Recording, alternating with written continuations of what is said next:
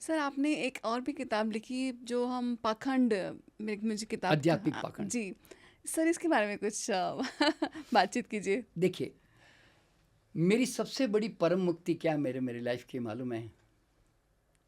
कि भगवान को मनाने की झंझट नहीं मेरे जीवन में। क्योंकि लोगों को सबसे बड़ी समस्या क्या मालूम है? कि बहुत ज़्यादा कर्मकांडी रिचुअल्स, मूर्ति पूजा, तीर्थ यात्राओं में, ये सब चीज़ों में उलझे हुए हैं लोग। क्योंकि हम डरते हैं, डरते नहीं, वो डराया भी जाता है डराया गया आपको। है और डरते भी हैं। और अब हम ऐसा समझते हैं कि ऊपर आसमान में कोई बैठा हुआ है, हाँ, जो मतलब मर्जी आए तो सुनता है, मर्जी आए तो नहीं सुनता। या मर्जी अपने भीतर वाले को नहीं सुना ना सर कभी, हाँ, कभी तो वही। ऊपर ही देखते हैं फिर। तो ये जो अब सदियों से जो है ना, ये सब जो चला आ रहा है कि, और सबसे बड़ी बात क्या मालूम है? कि आदमी अपनी मर्जी आए हुए वैसे भगवान भी पैदा किए जा रहा है। ये भी कमाल की बात है। देखिए, मेरे देखते देखते मैं बता रहा हूँ, जब मैं 60 साल पहले की बात बता रहा हूँ, 65 साल पहले, मैंने कभी ना संतोषी माता का नाम नहीं सुना था। तो अचानक एक दिन वो देवी प्रकट हो गई, फिर उसके भी मंदिर बन गए और आज उसके बड़े बड़े मंदिर है। देखिए, आदमी, मैं यूँ कहता हूँ, man is the god creator. लोग कहते हैं no, god is the human creator. मैं कहता हूँ नहीं, you are the god creator. तुम तो जिसमें आए पैदा कर दो भगवान को। अब देखो ना, एक कलाकार जब मूर्ति बनाता है तो हथौड़े मारता है, उसके दिमाग में थोड़ी का भगवान है। वो मूर्ति बनकर व्यापारी के पास आती है, वो हजारों शंकर गणपति बेचता रहता है, उसके दिमाग में है ही नहीं कि भगवान है ये। लेकिन वो मंदिर में जाते ही हम लोग क्या कहते हैं? प्राण प्रतिष्ठा करेंगे जी। कौन करेगा जी? हम करेंगे ना। कैसे करेंगे? क्योंकि श्रद्धा तो हम पैदा करेंगे, देखेंगे तो हम सच्चे भाव से। तो हम तो जिसको श्रद्धा से देखें ना, हम उसमें भगवान पैदा कर देते हैं। एक ग्रंथ, गुरु ग्रंथ है, एक बाइबल है, कुरान है, हम श्रद्धा से देखते हैं। जबकि वो किताब पड़ी हुई थी पब्लिशर की दुकान में, ऑर्डिनरी पेपर के रूप में, ऐसे अलमारी में पड़ी हुई थी। लेकिन हमने लाया, गुरुद्वारे में रखा के, मस्जिद में रखी, माथा झुका दिया, भगवान पैदा कर दिया। हमारी मर्जी, हम जिसमें चाहे भगवान पैदा कर दें। तो मतलब यहाँ पे क्या है मालूम है? कि इस संसार में ना ईश्वर कुछ भी नहीं कर रहा है, वो कानून बना के सो गया। वो कहता है कि हे मानव, तू धरती पे 24 घंटे सर फोड़ता रहे, रोता रहे, चीखता रहे, चिल्लाता रहे, तो तेरी मर्जी। तो यहाँ पे हर पल हंसता रहे, खेलता रहे, नाचता रहे, गाता रहे, तो तेरी मर्जी। तो यहाँ पे फल खा के, योगा करके 500 साल जी ले, तो तेरी मर्जी। तो तंबाकू खा के, जंक फूड खा के 50 साल में, 25-30 साल में मर जा, तो तेरी मर्जी। तो ईश्वर कहता है कि भाई, मैं तो कुछ नहीं कर रहा हूँ, मेरे संसार में मैंने नियम बना दिए हैं और सब कुछ संसार में नियम से चल रहा है। और नियम को हम लोगों ने कहा धर्म।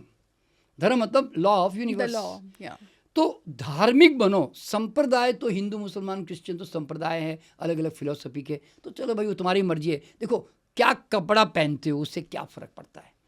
असली चीज़ तो ये है कि मुसलमान को भी आग में हाथ डालो तो जलता है, ठंडे पानी में डालो तो ठंडक मिलती है। तो भाई, नियम तो हर एक पे लागू होता है। तो अल्टीमेटली समझना क्या मालूम है?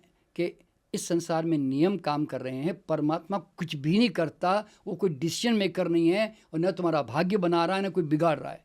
ये समझना बड़ा ज़रूरी है। और तुम जो सोचते हो ना, मैं प्रार्थना करती हूँ, उसने मेरा काम कर दिया, तो तुम क्या परमात्मा, तुम आदमी ने क्या क्या मालूम है? परमात्मा को बिल्कुल जैसे अपनी तरह, कोई बोलता है ना, गवर्नमेंट ऑफिसर समझ लिया।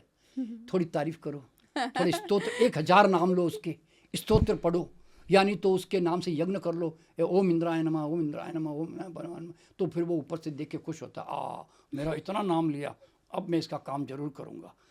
तुम तो भगवान को भी एक ऑफिसर की तरह समझते हो, कि जिसको कुछ जाके बोल दो, तुम मेरा ये काम कर देगा तो फिर मैं तेरे लिए ये कर दूंगा, मैं तेरे आके परिक्रमा करूंगा तेरी, तू मेरा ये ब्राइब। काम कर देना। तो ये जो लोग, देखिए, मैं इसको ऐसा कहता हूँ, लोग भोले हैं बेचारे। वो समझते कोई होगा भैया ऊपर, कुछ बोल दो, क्या मालूम बात मान ले और मेरा काम कर जाए, समझे ना? तो ये लोगों की इनोसेंस ही है, कोई दिक्कत नहीं है।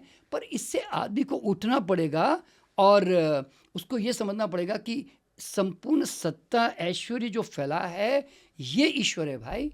ये जो गॉडलीनेस है, ये गॉड है। ये जो भगवत्ता फैली हुई है, उसका नाम भगवान है भाई। ये कोई आदमी नहीं है, कोई व्यक्तित्व नहीं है। इसके बारे में मैंने एक शेर और लिखा हाँ सर, बिल्कुल ज़रूर सुनाइए। कि सदियों से लोग न जाने क्यों परमात्मा को रिझा रहे हैं, खोकर अपना अमूल्य समय खुद को ठगा रहे हैं। अरे परमात्मा कोई व्यक्ति नहीं जिसे खुशामद का इंतज़ार है, परमात्मा तो प्रकृति का नियम है जिस पे चलना ही सच्चा उपचार है। वही वाह। तो भाई तुम सालों से मनाए जा रहे हो एक अनजान जो है, दिखता नहीं, कुछ करता नहीं, और जबकि है हर एक में रमा हुआ है, तुम्हें वो तो दिखता नहीं है और तुम कहीं और खोजते रहते हो आदमी के रूप में। मैंने उसके ऊपर भी एक शेर लिखा कि सब कुछ मिला हुआ है, क्या तुम खोजते हो, पानी में डूबकर भी पानी को खोजते हो। और जैसे कि मैंने बताया कि ये सारा संसार नियमबद्ध है, तो मैंने एक उसके ऊपर एक बड़ी अच्छी कविता लिखी कि धरती को क्या बीज से नाता, जैसा बीज को बोया जाता उसी स्वभाव गुण धर्म को लेकर कड़वा मीठा फल बन जाता। कुदरत का कानून है धरती, कर्म तुम्हारे बीच, एक बीज के फल हजारें, हजार फलों के लाखों बीज। कहे नंद नहीं कोई जगत में नरक स्वर्ग को देने वाला, नर्क स्वर्ग हम स्वयं रचते, पल पल जैसा बीज को डाला।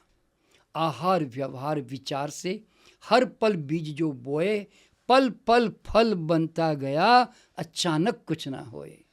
कहे नंद जागे रहो, सचेत रहो हर पल, इस पल बोया बीज ही फल लाएगा कल। भाई वाह सर, ये तो गजब की लाइंस थी। और मतलब मुझे हैरानी है, आपको याद भी रहती हैं पूरी की पूरी। ये भी आपने सबकॉन्शियस प्रोग्राम किया सबकॉन्शियस में डाला। होगा। तो कहने का मतलब क्या होता है कि मुझे ये बात समझ में नहीं आती। मैं जब लोगों को देखता हूँ ना, जैसे एक घर में आपके दुर्गा की मूर्ति है, कृष्ण की मूर्ति है, आप रोज पूजा करते हो, फिर भी उसके बावजूद आप क्या कहते हो, ये वाला कृष्ण भगवान नहीं जी, वो वाला जी द्वारका जाके दर्शन करूंगा जी, ये वाली दुर्गा नहीं जी, वो आज जी वैष्णो देवी जाऊंगा वहाँ, वो वाली दुर्गा जी। क्यों भाई, तुम भगवान में ऐसा क्यों डिफरेंस करते हो? अरे देखना है तो तुम्हारी उस मूर्ति में सब कुछ, सारे चारों धाम वहाँ है भाई, तुम वहाँ जाके क्या कर लोगे, इसमें कोई शक नहीं है। हर एक मंदिर ऊर्जा का क्षेत्र होता है और अच्छी जगह है, ऐसी कोई दिक्कत नहीं है, और घूमने फिरने के हिसाब से ठीक बात है, बच्चों को लेके जाना है, मान लो परिवार को। लेकिन सवाल क्या होता है, अगर तुम भगवान की बात करते हो तो फिर तुम्हें कहीं भागने की जरूरत नहीं भाई, हर कदम कदम पर है। और तुम्हारा भगवान ये मूर्ति तक ही क्या सीमित है भाई, तुम मंदिर में जाकर मूर्ति के अलावा तुम कहीं हाथ जोड़ते ही नहीं।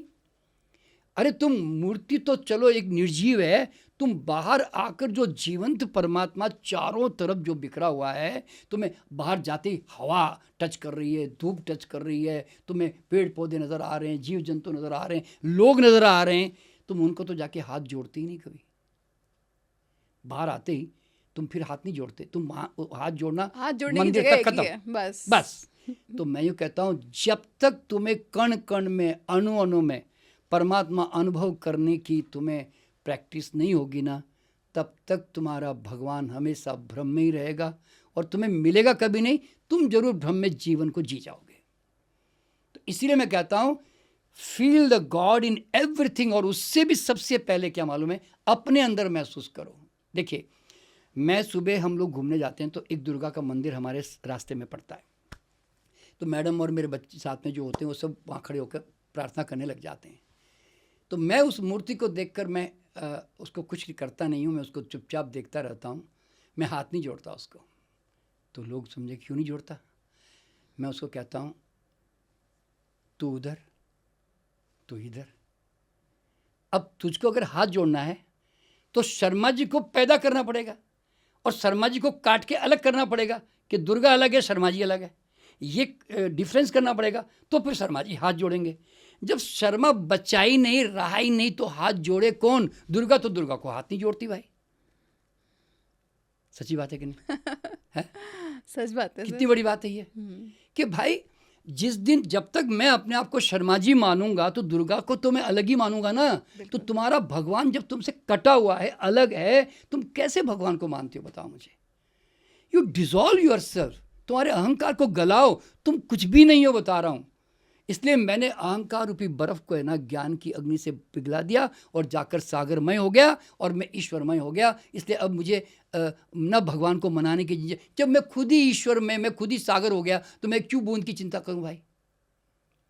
तो सवाल यहाँ पे क्या पैदा होता है कि हर आदमी जब तक अहंकार को मेंटेन करेगा, उसका भगवान हमेशा बाहर रहेगा, और जिस दिन अहंकार पिघल गया, खत्म हो गया, उस दिन उसका भगवान मतलब वो खुद भगवान खुद ही ही बन भगवान हो जाएगा, जाएगा। ईश्वरमय हो जाएगा और फिर उसकी खोज समाप्त हो जाएगी। तो मैं यूँ कहता हूँ कि ईश्वर खोज का विषय नहीं है, होश का विषय है।